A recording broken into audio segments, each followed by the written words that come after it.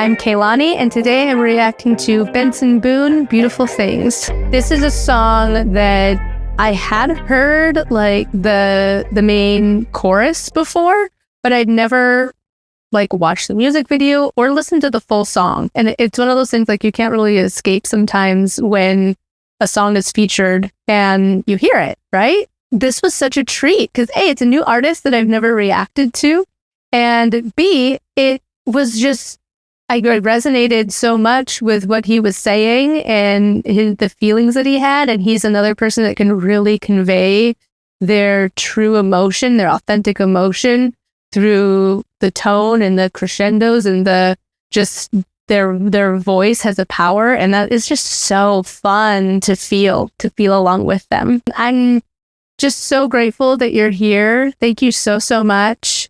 We also have a podcast, the Delightfully Dysfunctional podcast, where myself and my co-host James talk about topics that range anything related to do with mental health and the condition of being human, because I think that we all need someone along for the ride to talk about the real stuff. And that's what I'm here for. And I love artists that are willing to do that as well, to be vulnerable enough to dive deep and maybe talk about, you know, parts of being human that are less common for us to bring up just around friends. This is a space where I hope we can dive a little bit into deeper waters together. So thank you for joining me, and I hope that you enjoy.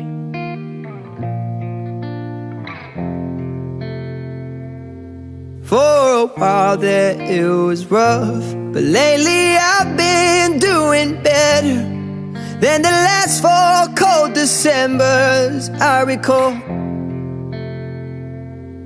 And I see my family every month. I found a girl my parents love. She'll come and stay the night, and I think I might have it all. And I thank God every day for the girl He sent my way. But I know the things He gives me, He can take away. And I hold you every night, and that's a feeling I wanna get used to. But there's no man as terrified as the man who stands to lose you. Oh, I totally get this feeling. I've gotten a lot better, but there have been times where I feel really worried about my husband dying, and like in my head about like, how would I survive through that? Or sometimes like my daughter, like what if something terrible happened? And I think it is our mind's way of trying to protect us from the something terrible. And also at times I think that past trauma, like the fear of being that alone as you were before someone like that in your life, that past trauma can cause you to not fully accept the present moment. And so you find yourself in this kind of cycle of not really being present because you're worried about what could happen, like he's describing. And there's no amount of preparation that would prepare you for something terrible like that happening.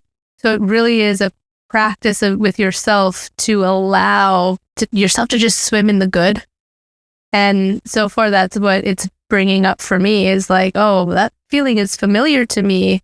And also some of the things that I've learned to coach myself. Wow. So I've heard the chorus of this song before, but I've never listened to the full song or watched the music video. And it hits very differently for me. Like I feel like I understand it much better, and I never really gave it much thought when I had heard the lyrics. The emotion that you see as he's singing, like, please don't take these beautiful things, like, please stay. I want you, I need, oh, you can like just feel that yearning for more confirmation from God. And yet that's not what this life is about. I love that he's weaving in like spirituality, his spirituality into this too, just like a reference to God, a reference to, like finding himself, finding his faith. I think that that's really important. And we sometimes have like an overly secular world, and I lived in that space for a long time. I was not raised within any like strong religious upbringing, and don't consider myself religious now, but I think that it actually is a really important thing to find some form of spirituality that fits you. Even if you are a very science-minded person, I totally invite that. Even if it's simply in the wonder and awe, like, holy shit, we're on a rock spinning in space that holds life and the right amount of oxygen, and that we've been able to evolve like this. You should feel wonder and awe in that. As he's talking to, like, if everything's good and it's great, why do I sit and wait until it's gone? There are so many things in life that we could live in wonder and awe of. We pass it up because it seems so ordinary. And also when he's saying, like, he's recognizing that there's good things, but he's not able to like stay in the present, kind of like what I was saying before, because he's worried about it like slipping away. I invite you, if you're feeling that, you're not alone. I get it. Try to like sink into just the gratitude of having the people in your life, the opportunities, having the good things in your life that are here. And I'm not negating that there aren't challenges and hardship. That's in the mix too for all of us. But for a moment, just pause right now with me and think about things that you are grateful for.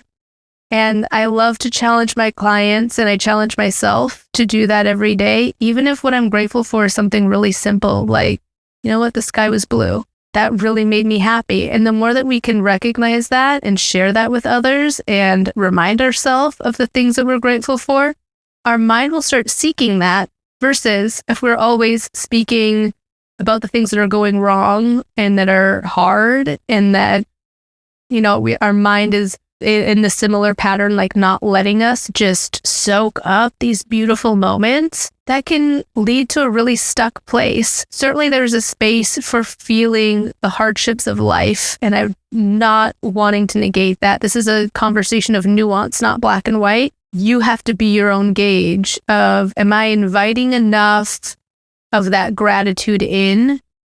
Am I swimming too far into like fears and worries and lack? And you're the only one who can like gauge that. Sometimes we need the mirror of other people to share with us too, but try to be really honest with yourself. And also wherever they're playing is beautiful and magnificent. Take me there. I really love the energy and the bigness of like, it's calling out, this plea that's calling out, and then the transition into kind of this really quiet, intimate tone of like, please stay. I want you, I need you, oh God. I need these beautiful things that I've got. There's like a similar thread, but you hear it in a different way. There's like an aching. It's really beautiful. I love how his voice can communicate all of that outside of what's on the page is the lyrics, but like there's so much more that's communicated in the energy of the song. This is my first Benson Boone reaction, and here's the thing, I'm really terrible. It's a weird thing that I'm even doing reactions, because I'm really terrible at like staying up on popular music. I'm really terrible at like remembering like the artist's name to the song sometimes. And it's a fluke that I'm doing this, but it's so much fun. You just have to also know that sometimes this is helping me stay up to date with music. So I maybe have heard some of his songs, but didn't realize it, much like this one. James is the one who brought this to my attention, and I'm so glad that he did. And I'm really excited to hear more from him. I also, like I say in everyone, I think that artists are putting their music out there for us to gain our own interpretation. So I wonder what you might be absorbing from this song that is similar or different to me. And it was a lot of fun. I just love feeling along with the artists and with all of you. So thank you so much for joining me in this therapist reaction. But before you go, please like, subscribe, and share. It would mean the world to me, especially because this is probably going to come out the week of my birthday. And I'd like to ring in 36 with some fun. I'd love to see a boost in the community that we're growing, because it just helps me feel like this is part of me doing good, is knowing that I can create a space for other people to feel deeply and to feel safe in that. That feels really beautiful. That feels like, such a gift I want to continue to cultivate. So thank you for joining me, and we'll see you in the next one.